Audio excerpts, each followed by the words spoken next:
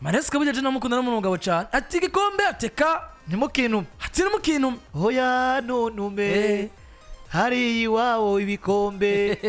abana bararira ekipe zirarira ntizihozwe ekipe zirasindwa zikanakoroka hoya ntuntumeyo uyo ni Enzo Maresca kwa riri ntuntume ibikombe ibara ryaraguye gerekerezwa 24 kwezi kwa 12 yari muri Big Four iyo ni ekipe Chelsea kafoto ndayimukubita Juma harico muzomuburana ku munsi wa gatandatu vyarangiye Chelsea bavuye muri Big Four nyuma yuko bariko baragaragaza gati na Manchester City ibasanze kuri Stamford Bridge bitsina bigera kuri 3 kuri kimwe gusa ico nabonye mwarasumye Robert Sanchez twarasumye mwarasumye Robert Sanchez natabakorora ari umunyegori wanyu niba yihereze penderesi ikinire neza umwe Mike penderesi ikinire ara penderesi ni aricenge baramutiye penderesi ashobora ko ari haje ahubwo Jorgensen niwe bati ogiye ni Petrovic ari kwa Strasbourg mu France Sanchez nakiri Robert Sanchez arandi yamutsindiye gw'igitsindo uri kurabona ko umudefenseur ya mu Marseille bari kumwe na Trevor Charoba ni za sorti za 16 ne gasozi nenozo gada ko jeje Barcelona ni bari umusuma oya umuzi Afrika yo kumukarabana ubona ko musifi akavuga ati mugihe ataratsindwa ntituzomukura oya on change par équipe qui gagne aho ndico ndagitaho mugo muzi umwe sezi nazokoze ibara Barcelona ni mugoroba none mugoroba sezi nene yatanze penalty yakoze muri bwa buryo bwo kuri benefit yakijijwe nuko penalty yabaye babanje gukora ikosa kundi harimo ikosa kwa kundi njye nacakije n'ubundi harimo penalty ku mugabo yitwa Sezny ni mugoroba ku munsi wa gatandatu equipe yitwa Chelsea vyariko birazamba kabisa itsindwa na Manchester City bitsina bigera ku 3 kuri kimwe ku makosa akomeye cyane y'uwitwa Sanchez mu gihe vyagaragara ko mu kwezi kwa 12 dutangwe kwumvira equipe Chelsea ku gikombe ariko ubu bigezaho Chelsea isanze ku mwanya wa gatandatu muri kano kanya tuvugana n'amanota 40 nyuma ya Newcastle gatanu amanota 21 dutangwe no kwibaza ngo mbega Chelsea twariko twiyumvira ku gikombe mu kwezi kwa 12 bigiye kurangirana no muri Big Four batahagumye nyuma y'inkino zitandatu urana hari kundwi ya 17 igenekerezo rya 25 kwezi kwa 12 nyuma y'indwi zitandatu kundwi ya 23 Chelsea ni ya gatandatu n'amanota 40 mu gihe kiriya yari iya kabiri n'amanota 35 kuvuga ngo mu nkino zitandatu zikinyo Chelsea yaronsemo amanota 5 kuri 30 ahantu Maresca nako kuri 18 koko equipe afise ntiyamwemera ni muri kubura igikombe ariko akisanga muri Big Four arongera kiri nama koko mwabantu mwe umugabo witwa Enzo Maresca nivyo niyo mumenyereza wa mbere ntiyatwishemo niyo apana kutwihijamo kujya kwinda mu mpuzo kuko Maresca yatanguye no champion za gutangura abamenyereza bashasha bari bahari ari Ancelotti yari no mugabo yitwa Enzo Maresca yari mugabo wa Ipswich Town yitwa Kieran McKenna yari nde wundi harya mushaje mu gihugu cy'Ubwongereza Erego nashaka na Pepe genda mufata nka mushasha ko equipe yiwe yari equipe yogomba kuronderera form no mugabo wa Brighton ni Hazla oyi uko Brighton yitwa Hazla umudage no kuvuga ngo barabamenyereza bavize equipe zishasha kuri bo kiretse Ancelotti novuga ngo yinjiye muri equipe imenyeranye mugana we ntiyarayimenyereye ntiyarazigana ashobora kubakoresha Maresca ni umumenyereza wa mbere mu gihugu cy'Ubwongereza yatanguye kuronka le 11 de départ beza bahoraho anaronka nabo backup babo bafise nivo nkiya batanguye mu kibuga kuko je uno munsi Cole Palmer nivyo amaze kubitugaragariza kenshi no mu grand joueur muri Chelsea ariko uno munsi kubura Cole Palmer ukacukorokana umwana yitwa Joe Felix equipe ni mu mutokino visa Joe Felix ariko ukinira 10 mu yandi majambo no mumenyereza yahawe buri kimwe cyose afise effectif yahagutse kandi y'abakenyi bafise qualité presque ziri similaire zicomplete no buri umukazana ubundi kandi ukabona kari sawa nta kintu kimwe cyo tumura Jackson nguzane nkuko ngo wicuze kubera iki nabwo yure guno munsi yo ukina nta kintu kimwe gituma ubura Madueke nguzane neto ngo wicuze nabwo iyo utera kwa Chelsea equipe iruzuye wowe utunze Sancho umutunganye ku ruhande rumwe na Modric na Felix nivyo dukuremo Modric yagize ivyo bibazo mugabo go ruhande neto yorukina neto akaja gukina urundi ruhande akaruke agakonkiranso witwa Noni Madueke ariko turazi ngo nigiye wakinije undi ku nimero 10 witwa Cole Germain Palmer ashobora gukina nk'umuhinga ko no mwaka weze niyo yigaragaje akina mu gihe hagati mu kibugu buze Enzo urafise aba Ivya urafise ba Kieran Drosbar ari ngaho n'abandi bakinyi bagiye batandukanye babakayise do hagati mu kibuga equipe ifise effective yagutse nta kintu na kimwe uramusi Maresca cyo tuma tangura kuvuga ngo ndiko ndananirwa ku bwa effective abantu bari kuri ingorane tuzironderera hano abantu bari kuri YouTube bacu barayibona inkino 11 bamaze kunganya rumwe itsindwa 10 imbere ya Manchester City imbere ya Manchester none arabatangwa kuvuga ngo iyo niyo Chelsea tuzi twebwe yagarutse bisiguye ngo uno munsi niyo tuzi Maresca ntanagendeye kuvyo yagiye aravuga mu bitangazamakuru ngo ndikoye ngo ntimutubaza ibikombe iki uno munsi bageze kuri journée ya 23 journée ya mbere yaje gusiga itsinzwe na Manchester City bitsinda nyene bigera kuri 2-0 hajya ya 2-0 batsinzwe 2 isiga journée ya mbere urumva hari hakirikana vyari bigoye kuko waje kuhishira mu bibanza vyiza itatsinze yisanga ku kibanza ca gatandatu journée ya kabiri yisanga ku 18 journée ya gatatu yisanga ku 11 urumva igendira koroka kuri journée ya kane yisanga ku 18 Chelsea irari kiratangurira ba Chelsea yandi twese tangura kubona iragomba igikombe vyanka bikuba mu ntango ari kuvyemerwa avuga ati equipe ntamenyerana Maresca aracari mushasha nibindi ariko haragezwe barafata ritme turabona ngo voilà le vrai Chelsea dutangure kuyibaza nka equipe guhera kuri journée ya gatanu Chelsea bisanze mu kibanza ca gatanu ku ya gatandatu bisanga mu kibanza ca kane no kuyindwi ku y'umunani barasubira barashita bisanga kuri gatandatu ku y'icenda bagaruka kuri gatanu ku y'icumi bagaruka mu kibanza ca kane ku y'icumi rimwe baza mu kibanza ca gatatu baca baramata ku 12 ku 13 bari mu kibanza ca gatatu ku 14 ku 15 ku 16 ku 17 bari mu kibanza ca kabiri kuri journée ya 18 bisanga mu kibanza ca gatatu kuri journée ya 19 bacatangura kugenda basubira inyuma nk'ibirenge mu kibanza ca kane ni journée ya 20 iya 21 bisanga mu ca gatanu iya 22 bisanga mu ca kane uno munsi bahagaze mu ca gatandatu aho imbere yabo hari Manchester City hari Newcastle hari equipe ya Bournemouth ngaho hafi yabo hari equipe ya Nottingham Forest iri imbere ko ndiyumvira eski Chelsea nkuko Michael ko arabivuga biragoye turaza dusubire tubone Chelsea nziza mugabo yisanga muri conference no dupoint tubiri kumbure mu masegonda nka 30 equipe yari kiratsinda tukayibona ku kibanza ciza ariko nkagaruka nkavuga kantu gakomeye cyane nkavuga ati biragoye ko equipe ya Chelsea jewe do mapari nubwo biyambere nzovuga ko equipe yamaze kugaruka mu gidatsinda equipe bahanganye cyangwa equipe nkuru kugenda urabona munsi biranagoye reka ugasanga nta Chelsea ko bisanga muri Big 4 utatsinza abakuru muhangani yo Big 4 we nuri capable yo gutsinda City nuri capable yo gutsinda Manchester nuri capable yo gutsinda Tottenham Hotspur nuri capable yo gutsinda Arsenal nuri capable yo gutsinda Liverpool bivuze ngo nubwo equipe iri mu kanza champion yari kira profita kumbure faiblesse z'iyindi migwi imbere y'ubu equipe buto buto nubwo buto buto urabutsinda mugabo nimba udatsinda zimwe zikuru hariyo iyindi nivo tagomba kubona ko Chelsea nimba utsinda ubwo equipe bw'ijuru utsinda equipe nkuru uri Fulham wowe Chelsea nimba udatsinda equipe nkuru Newcastle uri Aston Villa kuko nabo baratsinda equipe nkuru twabibona nk'igitangaza na Chelsea gutsinda City zobana nk'igitangaza Chelsea gutsinda Arsenal tubibone nk'igitangaza bivuze ngo nta kintu cyatandukanye Chelsea n'izindi equipe rero uri mu ico kibanza dufata equipe nkuru zahuye n'ikibazo icyayi zahuye n'ikibazo cyo kuvunikisha abakinyi kenshi batari buje kwisoko mugiye kwa Chelsea ico kibazo atagihari bo bagwanye n'ikibazo ca cohesion cyangwa se ukunywana kw'abakinyi birabakundira mu gihe abandi bariko baragwana no gusubiriza abakinyi bagiye no gusubiriza bari mu mvune ariko kandi baguma kuri ya pressure y'igikombe ko nka Arsenal ushaka kuvunikije bose Arsenal tirutse nyuma y'igikombe ni eshek mu gihe Chelsea wavunikisha bose ni wiruka nyuma y'igikombe nta kibazo bivaye na situation y'equipe irimo rero do mapar nubundi biracasaba ko twitega ibintu byinshi kuri Chelsea kuko nta equipe nkura tabakinyi bakomeye ifise bakomeye irabafise mugabo kandi bakomeye tuzobita ko bakomeye cyane mu gihe bashobora kudebloka situation ku nkino zikomakomeye uyu Nicolas Jackson ari garagaza imbere y'utu equipe dutandukanye duto tukamubona mu gihe nka Cor Germain Parma ubona ngo equipe ni gwiwara yihese kuri iyo equipe nkuru ni wazotsinda natatsinda canke yitwa ko ifatira ukino ubundi nibishoboka bivuze ngo Chelsea yabuze abarider Chelsea yabuze umumenyereza azi guhagarara imbere equipe nkuru ko equipe nkuru iyo ukinye nawe ukina na tactique gusumba ikindi cyose nimba Ruben Amorim ashobora gutwara izina rya Manchester United rigagara imbere ya Liverpool sindi wari we wese Ruben Amorim amaze kumetiriza ubugingino zikomeye zikinwa nubwo yatwara umwana muri academy ama message atugiye gukina na Liverpool Manchester United birafise icyo bivuze gusumba message no munsi Enzo Maresca yo bahereza umwana wa Chelsea uwari we wese amubwire ngo ugiye gukina na Arsenal abana bakeba bacu dusanga igisagara cha London rero do mapar Chelsea Enzo Maresca yarabivuze ariko sinibaza ko tugiye kwihanganira cyangwa abarongozi nka Todd Boyle agiye kwihanganira cyane katari umunyamupira Josuri sinibaza ko agiye kwihanganira umugabo yitwa Enzo Maresca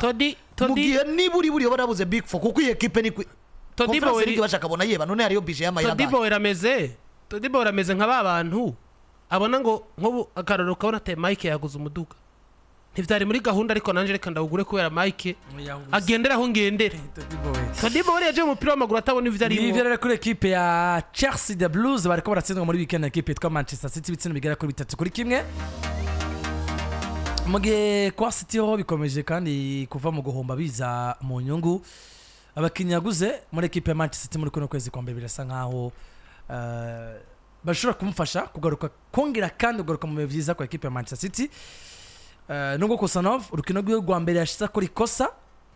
cyatumye Chelsea babona mu gitsindo hakiri kare. Aje kwa ari mwene wabo na Safonov wa Paris Saint-Germain, ariko biragaragara ko ku rundi ruhande rwa Kusanov na Safonov wewe yari kare twara neza. Abakinnyi City yaguze muri kuno kwezi kwa mbere baba bagiye kubafasha n'imwe buri kongera kandi gusura kubana City igaruka mu bihe vyiza. Manchester City kuvuga kugaruka mu bihe vyiza kwayo sinibaza ko izogendera kuri Kusanov ndetse n'umugabo yitwa Omar Marmoush no umusore yavuye muri Brazil yitwa Reis Vitor Reis. Sinibaza ko bon Marmoush sawa kubera ko Marmoush turafisa aho twa navuga ngo tumuzi mu gihugu cy'Ubudagari mwiza muri equipe ya Eintracht Frankfurt. Mugabo no munsi Manchester City itandukanye na Eintracht, itandukanye na equipe yari yo yose yitwa ntoyi. Ni equipe yo kwa Pep Guardiola bagifise kibazo wanashaka cyo kumva Pep Guardiola technique yogomba kwigira umuteknisien mwinshi watari atabakinya afise kuko na munsi Mateus Nunes yamukinije ku nimero 3. Urabukunda kwanza yamukinije ku nimero 2 kuko kuri 3 hari Josco. Yatanguje mu igoro mugabo yitwa Ederson Morales, Kusanov n'umugabo yitwa Manu Akanji muri axe centrale, afise Mateus Nunes ku ruhande rwo kuri kabiri, Josco Vardy ku nimero 3. Mu mutima wa defense arafise nako muri mediane arafise Mateo Kovacic, arafise Bernardo na Ilkay Gundogan. Cyo nsigurira hagati y'umugabo yitwa Ilkay Gundogan na Bernardo Silva na Mateo Kovacic yamaze kunyobwa amaraso na Chelsea. Je novuga ko Chelsea yamubahaye yaramukamvuye. Aha hantu Chelsea ya Maresca yari kuba serie. Iyi mediane ya City yari capable kuza gukonkiransa Fernandez na Caicedo na Cole Palmer. Vitari ibintu bigoye. Uruhande rw'ibamfu hari umugabo yitwa Omar Marmoush, hari umugabo yitwa Phil Foden, hari umugabo yitwa Erling Braut Haaland. Wanashaka ku kinyamakuru Bisoka cerekana yuko umugabo yitwa Omar Marmoush yakiye iminota igera ku 74 ahabwa amanota agera kuri 6 n'ibice 9. Ubona yuko yasumbije amanota Ilkay Gundogan, yasumbije amanota umugabo yitwa Mateo Kovacic, yasumbije amanota umugabo yitwa Bernardo Silva, yasumbije amanota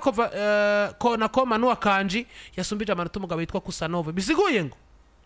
Kusanov wewe hakiri kare cyane ku munota wa 3 yarakoze ikosa riza kubavira mu igitsindo cyo mugabo yitwa Noni Madueke, anahabwa n'ikarata y'umuhondo. Igice cya kabiri kimaze gutangura abaramusohoye ku munota wa 54 haza kuba hinjira umugabo yitwa John Stones. Kusanov novuga ngo yasetswe n'ico kintu citwa uburemere bwa Premier League. Equipe ya Chelsea sinzwe muri ko murabona no munsi iyo bafise umupira babateye ubwoba. Uravye umugabo yitwa Jordan Sancho, ukaraba Nicolas Jackson no munsi ameze neza totalement atakibazo na kimwe. None Madueke je niwo muntu wanashaka je ntaremeranya n'ubushobozi bwiwe. Mugabo Kusanov kwisanga muri equipe nka Manchester City encore bakaje gutangoza impande y'umugabo nka Manu Akanji. Ugomba bubizi ukiri mushasha wisanze impande ya Manu Akanji ugomba gusafaringa kuko ugomba gukora gusumba ko Akanji ariko arakora. Bisigoye ngo wanashaka amakosa yakoze na Guardiola yagarutse ko muri conference de presse yatanze aramudefendera avuga ati peut-être ko amakosa yakoze kubera taramenyera championnat ariko umuntu azogenda akosora buhoro buhoro. Bisigoye ngo jewe ngire icizere umugabo yitwa Omar Marmoush gusumba Abdul Qadir Kusanov. Mugabo sinze kuvuga ngo abakinyi Manchester City yaguze nibo bantu bagomba kugaruka na equipe ya Manchester City muri ya shusho yabo, ahubwo nimi muri bazoyifasha kumentena kugaruka muri zine za mbere. Kuko je ugikinisha mediane ya Kovacic, ugikinisha mediane ya Gundogan na Bernardo Silva, Kevin De Bruyne yicaye, nta kintu ndiko ndakwizeza uriko iruka ku gikombe biragoye. Reka tugaruke kuri Manchester City. Je shobora kwemera ko Manchester City itanguye kwiyumvira igikombe gusumba kugaruka gukina umupira, kuko dufata karero nka City ikomeye cyane nko kuri bagenzi bacu bakorera imbonesha kuri Canal Plus. Bo bari banditse ikintu gikomeye cyane kuri Chelsea giye gukina na equipe ya Manchester City. Baravuga ati Palmer et Chelsea pourront-ils stopper le retour en puissance de Foden et les Citizens en championnat? ati Chelsea iri kumwe na Cole Germain Palm barashobora guhagarika igaruka rya Manchester City ritanguye kwibonekeza muri champion ko bibuke bari baheje gutsinda Ipswich Town ibisindo bigera kuri 6 mbere bari banganje na Brentford ariko kandi baratsinze Leicester baratsinda West Ham bivuze ngo tugereranije Manchester City na byabiye barimo mu mpera z'umwaka n'uburyo umwaka watanguye wabona ngo Manchester City kiragira gute kiragaruka ariko kimwe mu bibazo n'ubundi bikomeje kwigaragaza muri Manchester City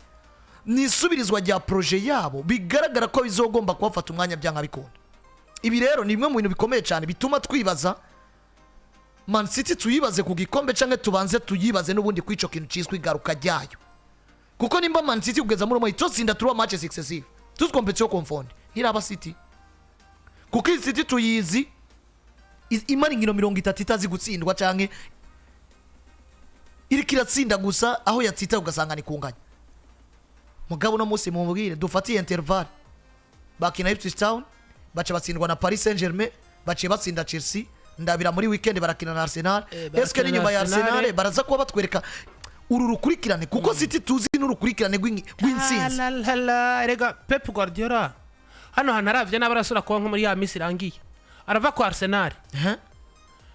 acagaruka muri FA Cup akina na equipe yitwa Leyton Orient yonye ntikanganye muri champion avuye kwa Arsenal acakina na Newcastle ifise Isaac ateye ubwo ifise umugabo yitwa sinzi ko murabona trio yabo iyo harimo Joel Linton mu kibuga naka kana ka Gordon kongera kwa Isaac bari Newcastle iteye ubwoba acava aho azoba ari igenekerezo rya 15 igenekerezo rya 23 kuri Etihad aca yakira umugabo yitwa Ancelotti na Liverpool yiwe igenekerezo rya 26 aca atemberera umugabo yitwa Angelos Postecoglou nabonye namunanije muri Premier League akamutsinda musuzuguye nawe nyene ubona ko bariko baramubwira ati out acagaruka igenekerezo rya 8 kwezi kwa gatatu yakigwa na equipe ya Nottingham Forest igenekerezo rya 15 kwezi kwa gatatu aca yakire umugabo yitwa arakoze cyane Juma dufatire nko kuri iyi Man City yari yerutse gutsindwa na Paris muri Ligue des Champions icitsinda Chelsea iracikina na Arsenal na Newcastle Liverpool Tottenham Nottingham Forest fatizi Manchester Man City yimirije izi match kazisinda zose cyane kaziye zitagize defeat igasiramo gatatu kanganya zibiri ndashobora gutangura kwiyumvira ko Man City yo kwiyumvira igikombe wanashima cyane kiyumvira ibihe byiza mugabe zinimba itogaruka igira gwa rukurikiranye rw'ibihe byiza Man City ntagaruka mu bihe byayo bimwe mu bintu bibiri Man City byagiye birayikorako no gusaza ko abakinyi bagiye batandukanye tarasubiriza harimo Bernardo Silva Ilkay Gundogan nabande basabwe inguvu batagishoboye gutanga kabiri ikindi kintu cyakoze kuri City ni imvune za hato na hato z'abakinyi b'inkingi za mwamba isohoka rya Kyle Walker mugabo nabigaragara ko amagare batarifashe neza kuva sezitangura muravyuka ko yaravuye mu gikombe cya buri ari kumwe n'umuguseruka w'Abongereza ivunika ryo witwa Rodrigue Ascantes sezo yamaze kubirangira ivunika rya hato na hato ryo witwa John Stones nk'umukinyi mwiza wa Man City ivunika rya hato na hato rya Manu Akanji ivunika rya hato na hato ryo witwa umusore w'umunyapeiba Nathan Ake ndetse tugaca tugaruka no kukantu gakomeye buriya twatanguye Man City dufise abakinyi bari muri meforme kandi barabakinyi beza twatanguranye Foden mubi dutangurana Erling Brotherland asenya kavomo kabona ngo ibitsinda arabitsinda ariko nta equipe agifise dutangurana Doku na Grealish babi dutangurana Savio Moreira d'Oliveira agisabwa umwanya wo kwiadapta muri equipe ari naco kintu caje gukora ko kiranyereka ngo City n'ubundi irakeneye impinduka ziri aprofondi zinjira mu mizi zikomeye cyane nyuma yuko mbonye ko umukinya afise entraînement imwe muri Manchester City gutangura match ikomeye nka match ya Chelsea aho ndavuga ko Sanov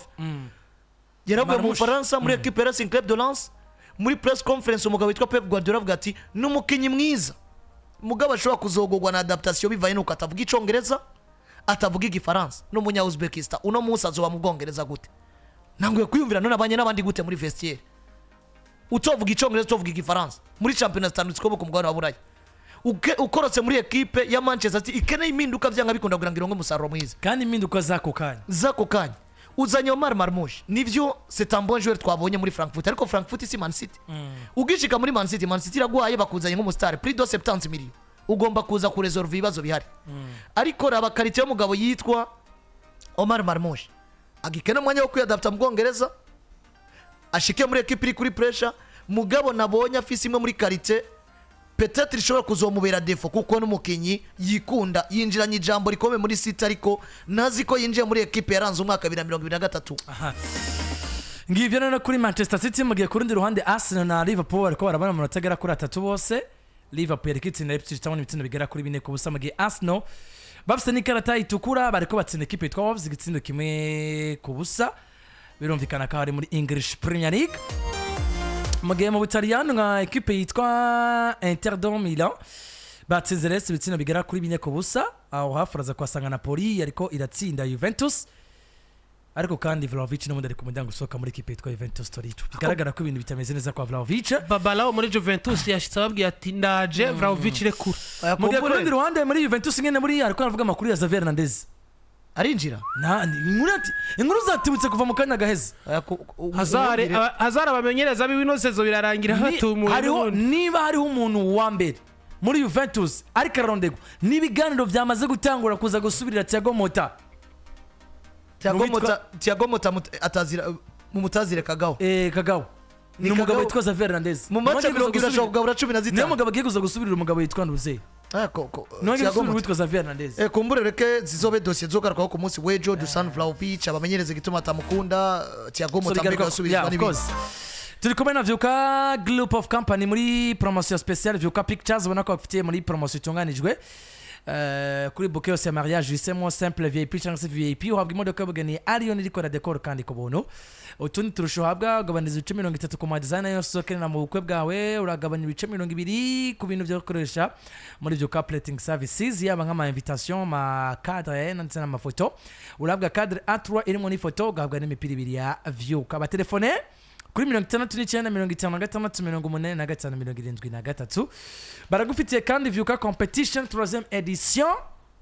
akaba ari tombora tunganije ko no gukurikira imanza mariage uzanye imanza ziri hagati ya 10 na 20 uhabwa miliyoni y'amafaranga y'amarundi. Uzanye ibiraka vy'ama design biri hagati ya 15 na 30 uhabwa ibihumbi 300 mu gihe uzanye ibiraka vya Nifen de Prome biri hagati ya 20 ndetse na 40 uhabwa ibihumbi 300. Tombora tanga igenekerezo rya 15 kwezi kwa 12 2024 ikabizoranga igenekerezo rya 34 mu kwezi kwa 2025. Kwiyandikisha bikabera muri Vyuka Group of Company isanzwe itumbereye mu Carama ya kabiri ku mayira abiri impande ya station. Bakaba biyandikisha kuva ku munsi wa mbere kugeza ku munsi wa gatandatu. Birumvikana rero ko muri Vyuka Group of Company bafitiye service nziza atahandi muzi sanga. Mugiye ku rundi ruhande turi kumwe kandi na Len Butterfly Company mu bijanye n'ibikoresho mu tayeri akenera mu kazi kiwe ka misi yose. Yes, nkuko bivuze Len Butterfly Company ni shamwe rigufasha novuga ngo wewe ukabura umutayeri gushobora kuwandanya akazi kawe kamererwa neza. Novuga ngo Len Butterfly Company baba badandaza poperine ndende na ngufi, badandaza amaswa, matireti, nyuzi canke za borderi, badandaza mandataire n'ibindi byinshi bigiye bitandukanye mu maranga atandukanye. Ariko kandi baradandaza imikasi, inshinge z'amamashini, amavuta y'imashini, metero zipima nivyo. Nukuvuga ngo badandaza mashine zose zibaho, ariko kandi n'ama accessoires y'izo mashine ndetse n'ibindi bikoresho mu tayera ashobora kuba yokenera mu bwoko bwavyo butandukanye. Birumvikana yuko rero muri Len Butterfly Company byose baba bifise basange muri kuri Avenue de la Mission hano mu gisagara ca Bujumbura mu nyubako ya Star Shop mail kibanza je ubusa 3. Ariko kandi urashobora no kubakura kuri 68 ubusa 4 majana 67 68 004 canke 71 majana 59 ubusa 36 71 259 aho ni Len Butterfly Company. Ngenda kubwira ko baba gwa ibi koresho vyabo ku biciro bimeze neza. Ariko kandi mwumve ngo uguze machine bashobora kwigupimira ukava ubonye kikora, ariko ri ahagiye atandukanye bidakunda kuza mu gisagara ca Bujumbura. Murashobora kuvugana bakara uburyo bakurunkira machine nawe ukabarunkira amafaranga. Koresha imikashi na cash chance kuri numero de compte yabo. Mugihe kandi tubandanyiriza gutabariza Krista Bernice kugira ngo ashobore kuja kuvuzwa ibihumbi 860 vy'amadolari nibirakwira n'ubu. Hari itangazo ryo guterereza abavyeyi banshimira Imana Krista Bernice. Turasavye umuntu wese afise umutima wo gufasha ko yodufasha mu guterera agatererano ko kuvuza umwana wacu nshimira Imana Krista Bernice asanzwe afise ingwara ya papillomatose larynge. Iyo ngwara yamufashe ku myaka 5 akaba yimaranye umwaka wose. Twaramuvuje mu bitaro vya leta vya Ranse baturungitse kumuvuriza hanze y'igihugu mu mahanga. iyo ngwara ikaba yazibiye imiringoti isohora impwemu mu mazuru no mu kanwa. Ibitaro vyemeye kumwakira vuba mu gihugu c'Ubuhindi badusavye amafaranga angana n'amadolari ibihumbi 8,660 y'amanyamerika. Tukaba turangije dusaba umuntu wese afise ico yoduterera kugira ico kibondo cacu kivugwe ko yocisha kuri izi konte zikurikira. BCB ni 20 51 49 ubusa kabiri. Kuri Butoyi Jean Pierre nayo rimikashi ni 61 amajana 973 amajana 85. Rimikashi ndayisubiramwo ni 61 amajana 973 amajana 85. Izina ni Minani Pascal. Eko kashi ni 79 amajana 73 amajana 988. Izina ni Butoyi Jean Pierre. Eko kashi kandi ni 71 89 55 izina ni Shimirimana Christine. Canke ukazana ubutumwa kuri PJ Classic FM naho birashobora kuba bishikira. Bakaba barangije bashimira ntererano mushobora kuzobaronsa. Murakoze ofisi cabazayo kwakura kuri amajana 257 akamenyetso ko guteranya amajana 257 76 ijana 221 amajana 883 canke akamenyetso ko guteranya amajana 257 79 amajana 73 amajana 988 canke akamenyetso ko guteranya amajana 257 61 amajana 973 amajana 85. Ngije rero dufashe Christa Bernice aje kwivuza. Allo? Allo? Meze neza. Yego ni sawa. Turarangije.